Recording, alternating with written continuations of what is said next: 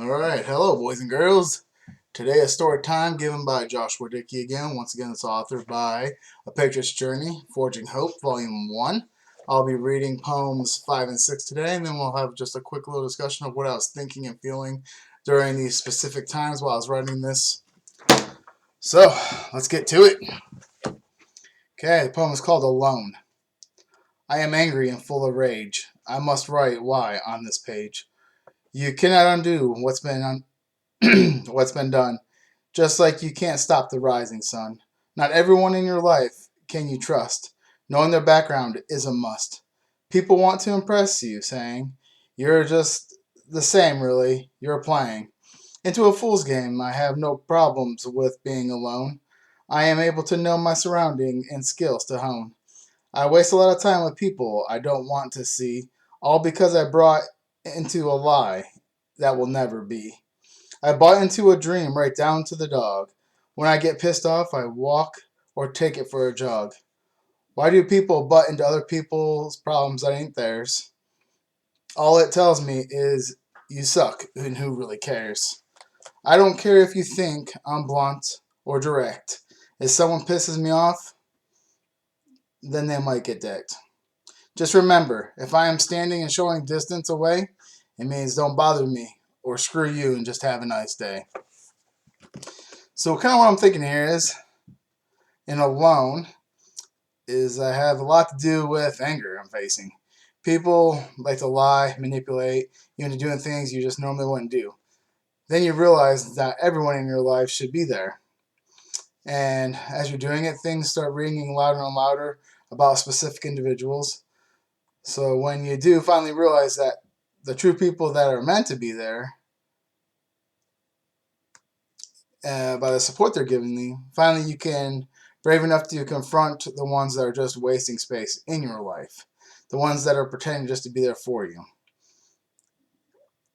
This will actually help in your recovery a lot, actually, by it's like throwing out your old pair of running shoes and going after a new pair, and you wanting just to break those in. But you're kind of doing that to people, but only instead of breaking shoes in, you're no, you're not breaking them. I know what you guys are thinking, but no, that's not right.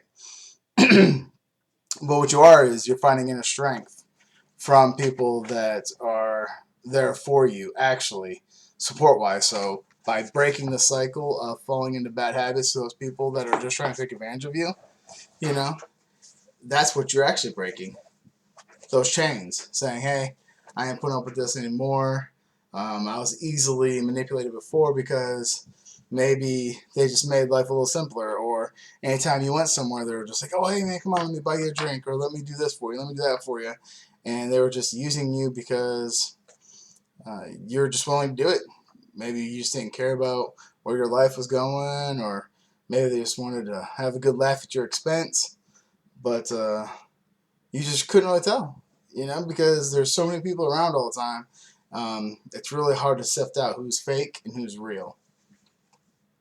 Lastly, whatever it is that you're facing, and if you need help, then address the issue with the person that you trust and care about. Just make sure that you give yourself enough time to work through anything that requires meditation or concentration. I say it because a lot of times you need to actually think about what you're doing. Do pros and cons.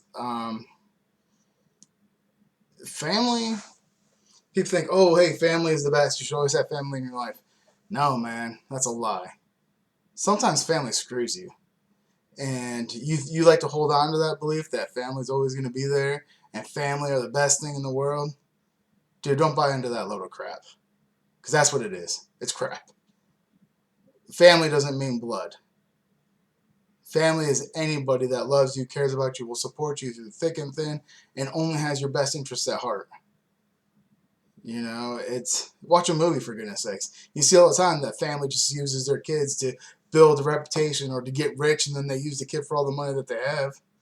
So, do you really want to be around people like that? Is family your best option? No. So don't be stupid and think family is the best option, because sometimes it's not. Sorry to break your guys' bubble, thinking it is, but once again, raw. full flaw. This guy. And I'm telling you right now, sometimes family's a dead weight you need to cut. Alright, so anyways, now I'm going to read another poem called Escape. Every time I think of where my future is heading, I wonder who's against me and what odds are they betting. A funny thing about threats, they can be used every day. Once you use them, there's nothing more that's left to say. You'll find yourself on a path that is less chosen. You have lived in the Arctic cold and been partly frozen. Your life now revolves around work and then going to bed. Who needs sleep anyways when nightmares fill your head? God is going to decide by letting cards fall where they may. He knows that you will talk end of the day. A big problem is emotionally numb. I must confess, I feel nothing, no emotion, but anger and stress. People can come and people can go as they please. I have no problem doing my thing with the greatest of ease. I guess some people bend and others will break. I'm not sure I can fix this problem for Pete's sake. I'm a good man that tries to be a good person. Toxic people and places really have me cursing. I'm out this bitch, ready to start anew. If you don't like it, well, screw you. Gotta be me. That's the end of it, man. It's like these people, places, jobs, events in my life, things I have. You know, I like to say that's how I got my stuff is because I had a rock, and that rock was Tara, and she helped me stay focused on my tasks. She never once was like, "Oh, hey, I need this, I need that." She was very simple, very always looked for me to get better. Not how she can get better, but how I can. Because she realized that we're stronger together. And as long as we're getting stronger together, then we'll just keep forming a bond and just keep growing like that together and knowing that that's all we need is each other. And I don't really get that from, you know, um, when I see other people. And you start looking at other people's relationships. Once again, I don't judge because I don't really care. I'm not a part of it. But it's the same people that keep falling into these cycles of drinking, depression, divorce, heartache. I look at their lives and I'm like, what are you doing differently? The definition of insanity is doing the same thing over and over and over again and expecting a different result. And it's like, hey, bro. I mean, you don't even change your own liquor. Like everything you do is the exact same. Try something different for once, you know. But so I kind of hit on what I was thinking. So escape is about people in your life, and you're not sure if they truly want to be there. When I'm dealing with things, oh, my confidence is shaken. Heck, half the time I don't even want to be around myself because the mood I'm in. When this type of behavior is happening, I try to give people an escape route so that it's a smooth transition for them to kind of coming towards me and then just finding a way away from me. Sometimes when you're not sure if family or friends are just looking to find an out because they're sick of the way things are happening, a perfect time to try to escape is when I'm angry or lashing out at them. It seems like it comes out of nowhere, like with correction with PTSD. I don't even understand it. Why I flip like a switch due to like not being able to figure out things or something just spouts out my anger. It just happens and it causes bigger fights and people dislike moody people and it seems like there's a lot of people coming and going and um, even my doctors, they come and go and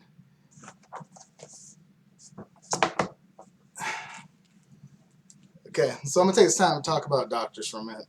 I know I read that poem Dr. No yesterday about drugs and them pushing pills on you, right? So since I've been doing treatment with my mental health facility or whatever, I've had 9 different doctors. Mental health professionals. 9. So they expect you to get better, but then they keep switching the doctors out on you when if you're someone like me that doesn't trust very easily. I'm just not going to show up to the appointment and go, oh, hey, by the way, hey, this happened to me? Hey, this did? Oh, yeah, I'm wasting time. So let's let's get on this. You know, I need you to start wrapping this up so I can start getting, you know, getting better every single day because you're the guy. It's like, no, man, I don't know you. It's gonna take me about 8 to 12 weeks to even get to know you, and chances are I'm gonna try to outsmart you every single week when I do see you, and then you're gonna get pissed off because you're gonna act like, why am I trying to outsmart you? And then I'm just gonna be like, because it's easy. I mean, yeah, the dumbest doctor's still a doctor. So, and I look at him like, okay, he's probably an army doctor. So that's what I see. So, hell, he's probably dumb. So, I can read a book. And that's what I do. I read the books and I go there. And I'm like, oh, what, we got to do cognitive behavioral therapy? Oh, gee, what chapter you got me read? 2 and 3? Well, actually, gee, doc, glad you're smart and can tell me how to fix myself. You're an idiot.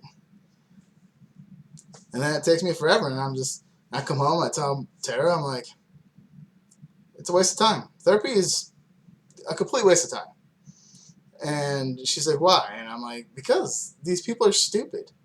They really think me sitting there for 45 minutes or an hour going, gee, was that the worst experience you had in your life?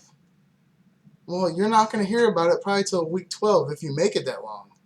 Because right now I'm making a list of people that are on and off my list by week 12, and you're off it right now because you're an idiot.